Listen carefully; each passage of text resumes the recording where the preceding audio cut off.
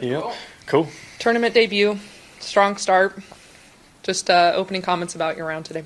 Yeah, it was pretty stress-free. Early on I made a couple really good par saves to kind of keep the momentum going, and then from there on the back nine, I think I shot 5 on the back. So I knew I was playing well, and I just tried to stay patient and knew that the opportunities would come, and then when they came, I capitalized. So I was very happy about that.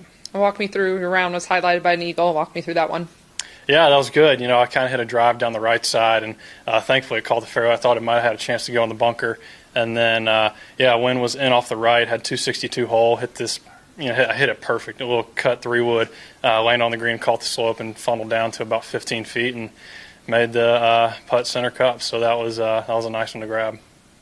Third week playing in a row, but you kind of have a good stretch here. I think like over 5 top 20s right now. So what's the takeaway? What's momentum and confidence, especially after last week?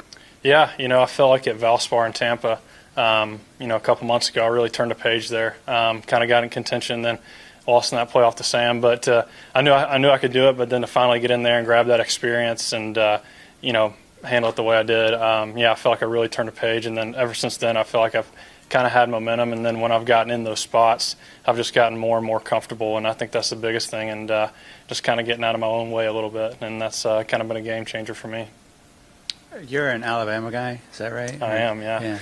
How much do you and Justin Thomas talk about golf and what it takes to win out here and so forth?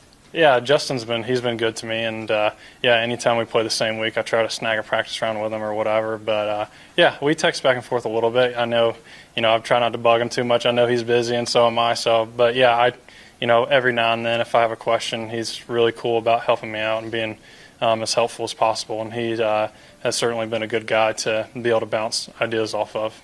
Was there anything that he said after Valspar? I mean, you came so close, and he probably was watching. He watches this stuff in addition to playing.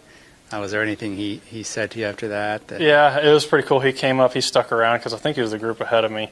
And then when I'd finished regulation play, he came up to me and said, "Hey, reset. This is a different ball game." And that was kind of nice, and it's easy to kind of think because I had that putt on 18. It's easy to harp on that and be like, "Oh, I wish I'd have made that putt." But it was a nice kind of refreshing moment and kind of a good moment to reset. And he's it's been really cool. And how much did you play? Were you same year or no? No, I missed him by a little bit. I think he's 4 years older than I am, and then he turned pro a couple years early, so we missed each other by a little bit. So you just played out here? Yeah, just out here. And he came back to school every now and then when I was there, and he'd hang out and play golf with us and all that kind of stuff. Are your games comparable? They look comparable to the naked eye. Yeah, I think our games are similar.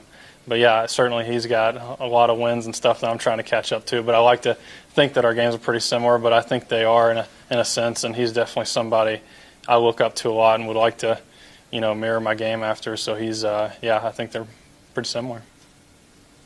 How did it feel bouncing back after the way things finished last week? You were in contention, played great, no question about it, but I know you didn't finish the way you wanted to. Sure. Yeah, that was a tough one to swallow. I really felt like I had that tournament, right there, and it was right where I wanted to. And I feel like I've had good chance. I've had a chance to win 3 or 4 golf tournaments in the past 2 months, so that's been really nice. And just all I can do is just keep putting myself in that position. And unfortunately, I've just had one bad break or one bad swing that's kind of not gone my way. And all I can do is keep trying and gain experience and learn every time I do get there and don't succeed. And hopefully I can keep, hopefully I can put myself in that position this week. It really was just one bad swing, wasn't it? It was, yeah. I hit one out of bounds on 14, yeah. And, so when you look at the big picture, it's a big positive compared to one little negative, right? Sure, yeah. It's like I was one golf swing away from, being in a playoff or winning a golf tournament, And I've had that a couple times, like in Mexico, I lost by 2 to Rahm, and then I hit a shot into 16. It kind of came up short and plugged in the bunker, and it's just like if that lands 5 yards further and goes on the green, I've got a good look at birdie, and that could change everything. So just little things like that. But the odds are if you keep doing it enough, and the chips will fall your way eventually. I was going to say, they always say you learn from mistakes or from a loss or whatever. What did you learn?